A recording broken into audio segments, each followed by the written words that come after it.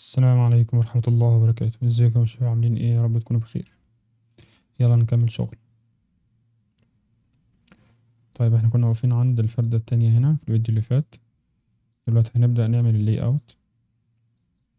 شيفت ايه، هننزل من مش كيوب، ندخل في الايديت مود، ندوس ايه عشان نعمل سيلكت اول، واس نكبر، نروح واير فريم،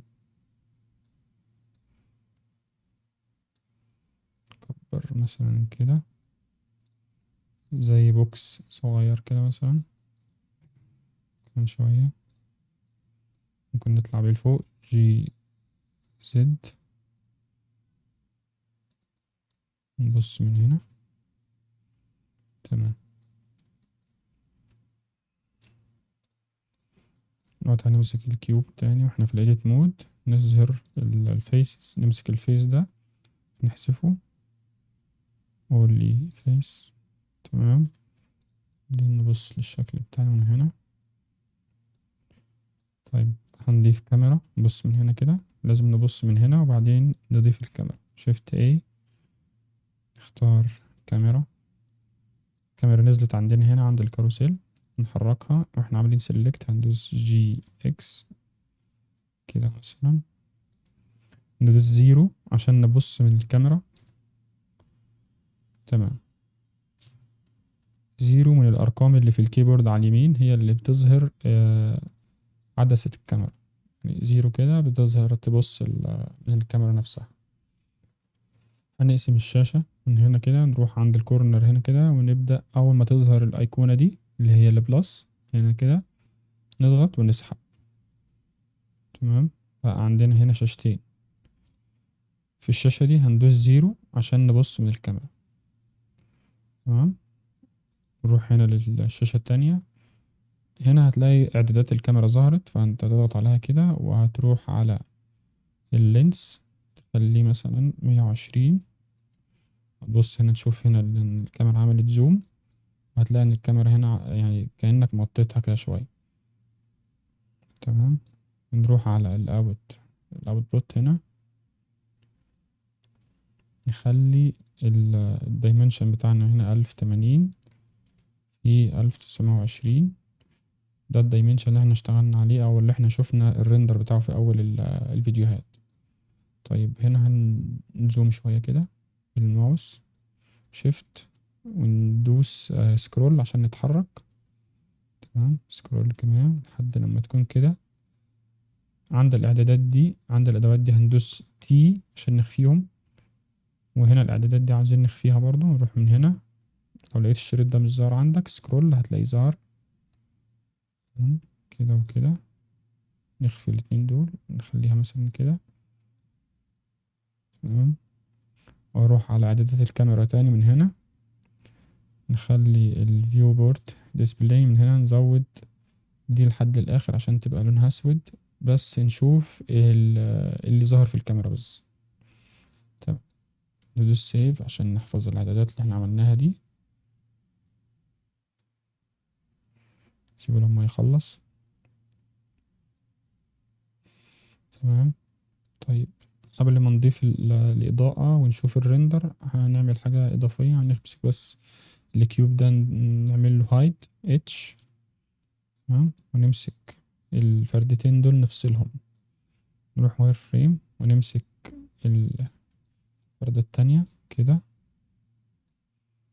تمام. هتلاقي عملت سيلكت مع التاني، شيفت كليك عشان تلغي السيلكت ده بتاع الامتي اللي هنا، كليك تاني. تمام.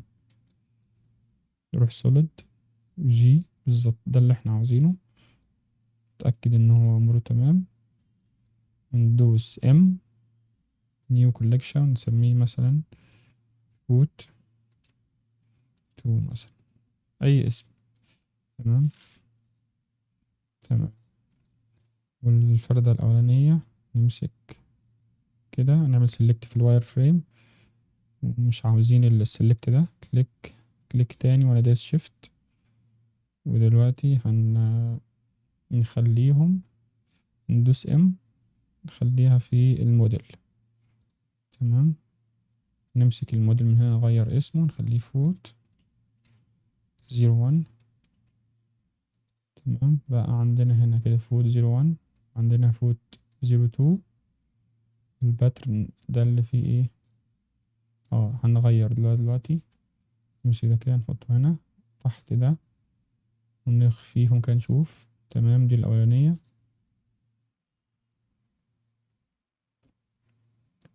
وادي التانية بالظبط، ده اللي احنا عاوزينه.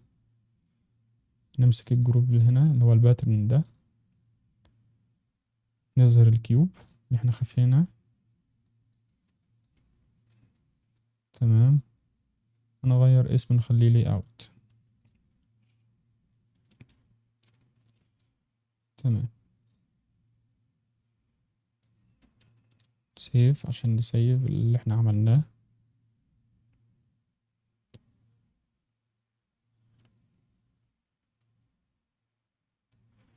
طيب هنروح هنا عند الشاشة التانية اللي هنا، ندوس زد، تفضل ضاغط وتروح على ريندر من هنا بس بالماوس كده، وهو هيغير المود بتاعه للريندر. تمام، هو ظاهر عندي ان في اضاءة لان انا كنت اشتغلت على اضاءة قبل كده وفي اضاءة عندي، فعشان نغير الاعدادات دي وتكون زي اللي عندك بالظبط هنروح على الورلد من هنا، اعدادات البروبرتيز هنا. انت عندك هتلاقي الشاشة مظلمة، احتمال تلاقي الشاشة مظلمة زي كده. تمام، هي مش ظاهر اي حاجة هنا لان مفيش اضاءة. احنا لما نيجي هنا في الشاشة التانية دي وندوس شيفت A ننزل اضاءة اريا مثلا اس عشان نكبرها كده GZ، هتلاقي هنا في إضاءة بسيطة ظهرت وش بدأ الشكل بتاعك يظهر هنا. بعد لما بتنزل إضاءة بيظهر لها الإعدادات بتاعتها هنا، تلاقي الإعدادات بتاعتها هنا. ومن هنا مثلا نخليها الفولت بتاعها نخليها 1000، تلاقي الشكل بتاعك ظهر زي ما انت شايف كده هنا، وفي إضاءة كأنك في استوديو بالظبط. تمام، ممكن نطلعها فوق شوية GZ كده، دوبليكيت شيفت D انتر. دلوقتي عايزين نعكس الإضاءة دي من فوق لتحت، هندوس كنترول ام وزد وانتر. تمام، هي كده باصة لفوق بس احنا مش عاوزينها هنا، احنا عاوزينها تحت. هندوس جي زد تنزل تحت لحد هنا كده مثلا، جي زد كمان لحد لما توصل الأرضية بتاعة الكيوب. ممكن نخفف الباور بتاعها نخليه مثلا 500. تمام، طيب هنخفي الفردة التانية خالص عشان نشوف بس احنا نعمل ايه. ممكن نرجع بالكاميرا شوية ورا، نمسك الكاميرا كده GX كده مثلا. تمام، ممكن نرجع كمان شوية او نخلي الكاميرا زي ما كانت اللي هي الفول اتش دي. هنروح على الاوت بوت نخليها هنا زي ما كانت الاول 1920 بالعرض و1080 عشان يجيب لنا ايه شكل الكروكس كله، ونشوف الاضاءة والشادو مظبوطة ولا لا. تمام، زي ما احنا شايفين هنا كده الاضاءة يعني عاملة شغل حلو، في ظل وفي اضاءة مظبوط. انت ممكن تاخد وقتك اكتر من كده يعني في تظبيط الاضاءة. تمام، احنا اهم حاجة عندنا ان احنا نشوف التفاصيل كويسة. تمام، طيب هنا في إضاءة تحت وفي إضاءة فوق، فاحنا عاوزين إضاءة هنا على اليمين وإضاءة على الشمال. موضوع الإضاءة انت مفروض يعني ايه تتفرج على إضاءات لعناصر 3D كتير عشان تشوف ايه أنسب إضاءة وتغذي عينك بإضاءة ال 3D بتكون ازاي، او ايه ازاي تطلع إضاءة احترافية. فاحنا هنمسك مثلا الاريا اللي هنا، هندوس شيفت دي انتر. هي دلوقتي كده في اتنين تحت بعض فوق بعض، عاوزين نلف الإضاءة دي بحيث إن هي تكون في الزاوية هنا عند زاوية البوكس من هنا كده، مش هنحركها زي كده لأ، عايزين نلفها R X بس هي كده بتلف حوالين نفسها. حوالين السنتر بوينت اللي هي الاورنج الصغيرة هنا دي. احنا مش عاوزين كده، احنا عاوزينها تلف كأن السنتر بوينت هي الكاروسيل. هنروح هنا على اعدادات الكاروسيل من هنا، نختار 3D كاروسيل من هنا. تمام، وندوس RX. دلوقتي هتلف معاك زي ما احنا عاوزين. هندوس كنترول عشان يدينا زوايا حادة زي كده. تمام، بحيث ان هي تكون في الزاوية مثلا، يعني هي تقريبا كده في الزاوية.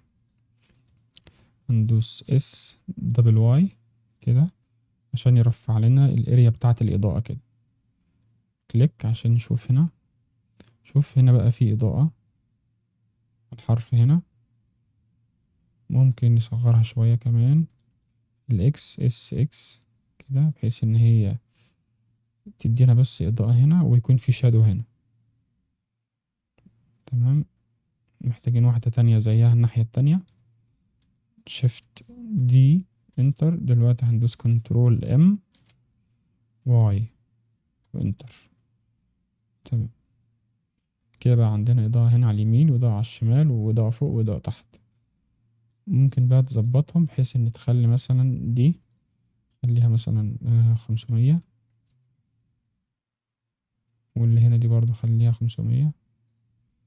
انت جرب وشوف يعني ايه الإضاءة المناسبة بالنسبة لك. تمام كده احنا ظبطنا الإضاءة، وتقدر تاخد وقتك فيها أكتر من كده. يعني أنا بالنسبة لي دي كويسة لأنها مدياني تفاصيل، يعني في تفاصيل أنا شايفها هنا في الريندر. طبعا لسه التكتشر هنضيفه دلوقتي، وهنعرف ازاي بنتحكم في التكتشر، وبعد كده نطلع صور ريندر عشان نتأكد ان امورنا تمام. وبعد كده ان شاء الله نبدأ نعمل انيميشن ونطلع ان شاء الله الشوتات اللي هنعمل منها الفيديو النهائي. تمام، والفيديو ده كان نكون خلصنا، وشكرا والسلام عليكم ورحمة الله وبركاته.